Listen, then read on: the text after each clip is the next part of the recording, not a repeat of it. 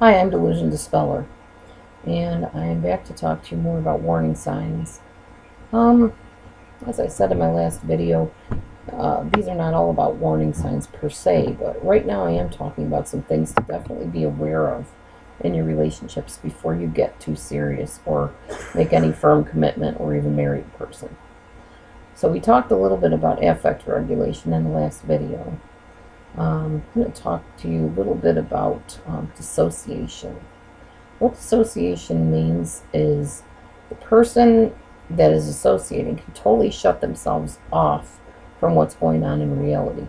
They zone out, if you will. They go to a different place in their mind that is definitely not where you are. If you see this happen, they will kind of get a hazy look in their eyes sometimes. They may still blink, but some of them just stare straight out into space.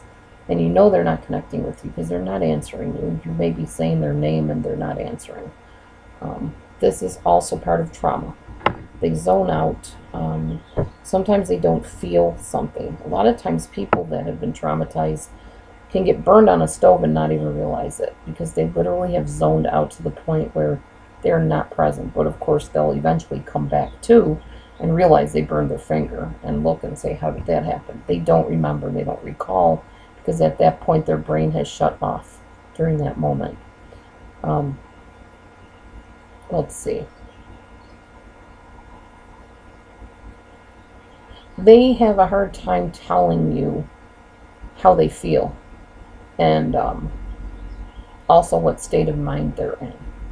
People that are traumatized often cannot distinguish happiness from sadness, anger from shame, the normal things that, as I put it with my partner, or I tried to put it with my partner. In first grade, the teacher will often hang up faces with different facial expressions. There's a smiley face for happy, a sad face for sad, angry, eyebrows that go like that for anger. And the child can pick out, how they feel at that moment. Oh, wow, you're really upset over that. Point to the face that shows how you feel right now. They'll point to the angry face. Oh, wow, that's a great drawing. How do you feel right now? They may be happy. They'll point to the happy face. People that have been traumatized don't know how to do this. They can't. They don't know their own feelings. They might know anger. Anger is a really easy one for them to depict and to pick out. They may even know sadness, but they can't always tell the happy, the ashamed, the frustrated. They can't distinguish one from the other because trauma victims have learned to shut off certain parts of themselves. Either it wasn't safe to feel, or they were made fun of if they felt, or they were beaten if they showed feelings, and they learned to shut it off. So they often will just dissociate at times when you really think that they should be feeling something and expressing their feeling. So that's another thing with traumatized people. We talked about paranoia very, very little so far. The people that were traumatized are preoccupied with threats, or they may not know when something is a threat or dangerous.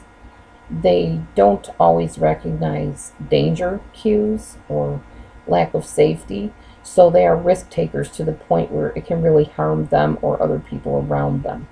Definitely not somebody you want to leave your child in the care of because they don't understand that it's not okay for your child to run in the road. They may get killed. They may even say that you're being paranoid yourself if you react in horror with some of the things that they allow to happen around them. So that's part of trauma. Traumatized people is they don't react to threats, or sometimes they're preoccupied with threats. They think everybody's out to get them. And it's very difficult to be around a person like that because you always feel like you should be on edge too, but when you're not on edge, they can't understand why you're not because they are.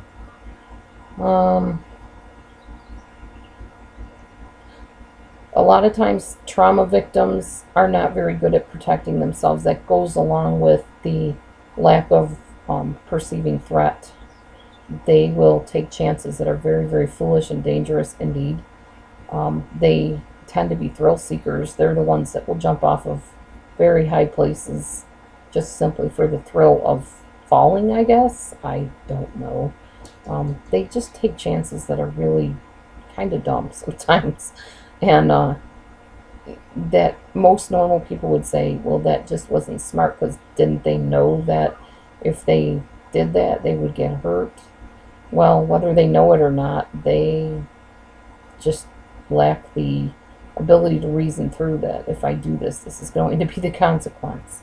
So you might say that trauma victims don't understand consequences, or do not act according to avoiding the consequences. They have very bad attempts at soothing themselves. Some of them will kind of rock back and forth. Many of them compulsively masturbate. Um, Not simply because of the pleasure, but because it's a soothing thing to them. It comforts them. How that is, I don't know. I really don't understand how that works, but it's just another form of what trauma can do to somebody. They will be very dependent on another person to soothe them. They will cling a lot of times to the point where it becomes almost suffocating to the person they're clinging to. Somebody that's been traumatized will often be a self-harmer. They'll cut themselves, they'll burn themselves, they'll brand themselves, they'll do very extreme body modifications sometimes. Sometimes it's intentional, sometimes they just do it. There's no rhyme or reason to it. It's just where the brain goes. And one thing you need to realize is, with more and more different types of testing available these days, they're actually finding out that there are actual physical changes in the brain of somebody that has been repeatedly traumatized, definitely, which causes their brain to cause them to do these things that they do that we're talking about. So yeah, that's upsetting, to say the least. My ex-husband was not only a cutter, but used to pound his fingers with a hammer and self-harm. I found that out shortly before we got married, and thankfully he broke the habit, and he's doing fine in jail right now for his offense. But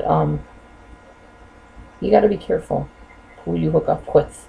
There's a lot of people with really deep traumas that never healed from them, and they need help. And you need help if you're with them, because it's not a normal relationship, and it can cause a lot of pain and sadness to you. So stay tuned. I'm going to talk to you about goals. And I'll see you then.